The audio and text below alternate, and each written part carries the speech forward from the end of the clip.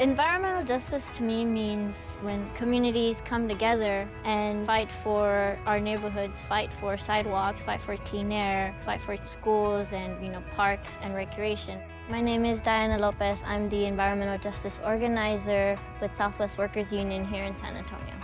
The Southwest Workers Union is an organization of low-income workers and families, community residents, and youth united in one organizational struggle for worker rights, environmental justice, and community empowerment.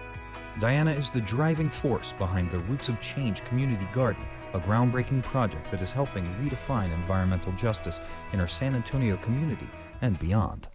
My roots, my heritage, my culture, my family are very important because that's sort of the base of where I come from and where you become an activist, and realizing that a lot of those histories are the same. My father struggled for the same type of justice that I'm doing right now.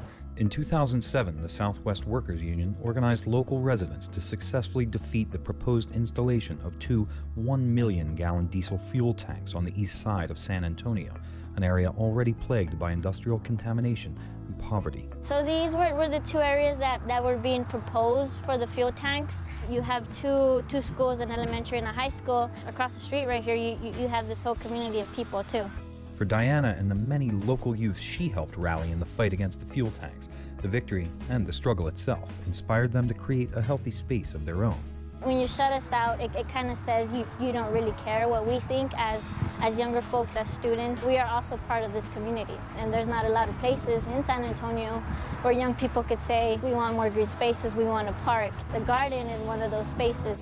The Roots of Change Community Garden teaches local youth and other residents about gardening, nutrition, sustainable technology, and food security, while also producing fresh organic fruits and vegetables which are scarce in this low-income neighborhood. It stands as a statue in a place that for years and years has been used as a dump. And I feel that's part of environmental justice, is being connected with your environment, being connected with the soil, with the vegetables that you eat. To me, food sovereignty means having the power to create your own food, but also having it within groceries, like having fresh organic food and having farmers markets available to people who are excluded from the fresh food market. Diana is an amazing community organizer. And one of the things I love about her is how she's changing and challenging what we think of as an environmentalist. She's really reclaiming a family heritage that's very strongly connected to the land.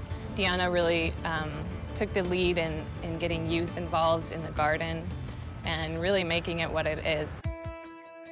My role is to show the young people in my community those alternatives that weren't given to me when I was in school and when I was younger. One thing that keeps me going and that keeps me organizing is the faces on the children when they grow things.